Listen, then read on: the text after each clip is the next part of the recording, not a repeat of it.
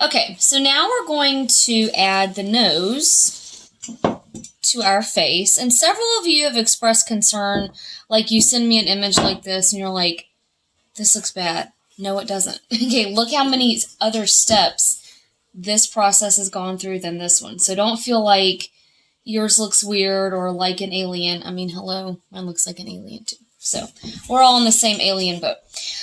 One of the last things for now that we're going to do as a subtractive process is cut out a hole for the nose. So remember that this is different than an actual living face because we're trying to replicate a skull, where this would actually be a pretty large hole because, you know, your nose is cartilage and tissue. So when you go, this you should do the same way as your eyes. You should draw the shape on paper, cut it out. You'll place it on here, trace around it, make sure it looks how you want before you actually cut it.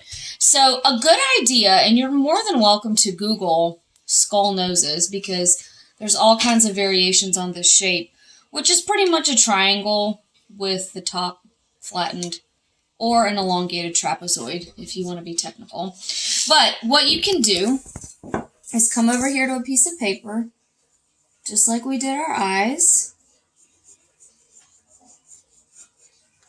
and draw that shape. Now mine's going to be a little smaller than this one because, again, I was working on a larger form.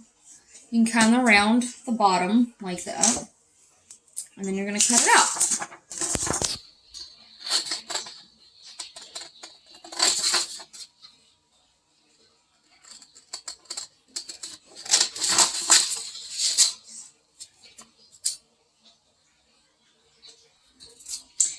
And then we're going to place this along where the nose is. And fortunately, because you're still working on your mask form, remember, don't take this off of your mask form. Okay? Because this is helping you keep the shape.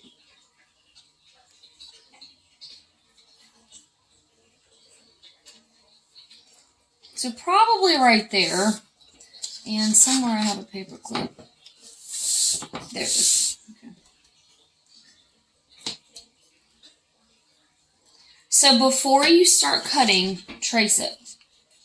Because if you just start cutting and then you're not happy with where it is,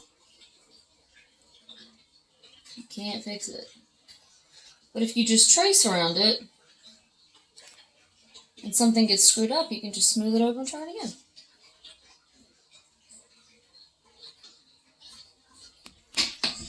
again. Okay, now, I'm cool with that. Because also, remember that when you cut something, if it's not perfect, you can make alterations just by smoothing, adding water, making it more symmetrical. Remember, pull that gunky stuff off every time you see it building up because it'll make your lines messy.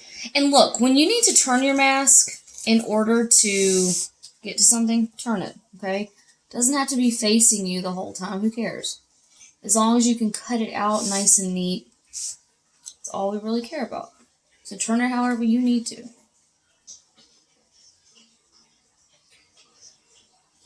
Now again, I'm going to take this curved part of my paper clip and sort of try to lift. Oh, perfect. I got it out.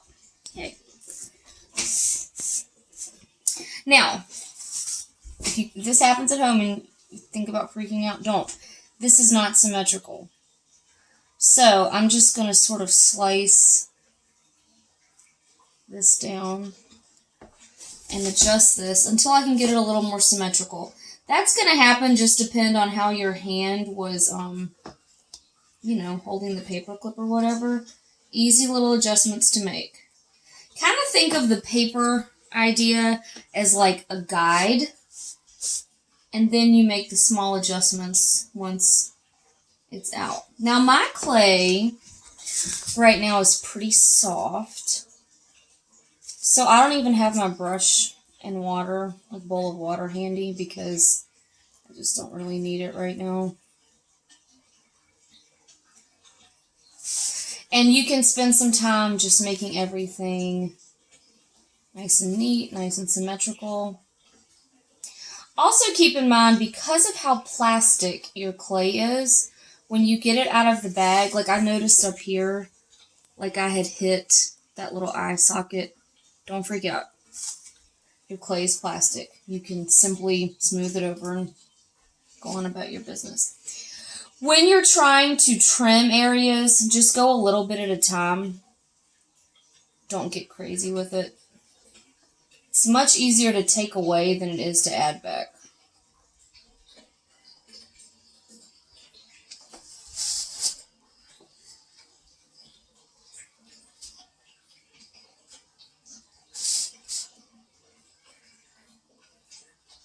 Okay? And that's how we're going to do the nose. You're just cutting out a triangle. And everything you do, everything, little addition you make, well, this is a subtraction, but every change you make, it's going to become, to look more and more like the face of a skull.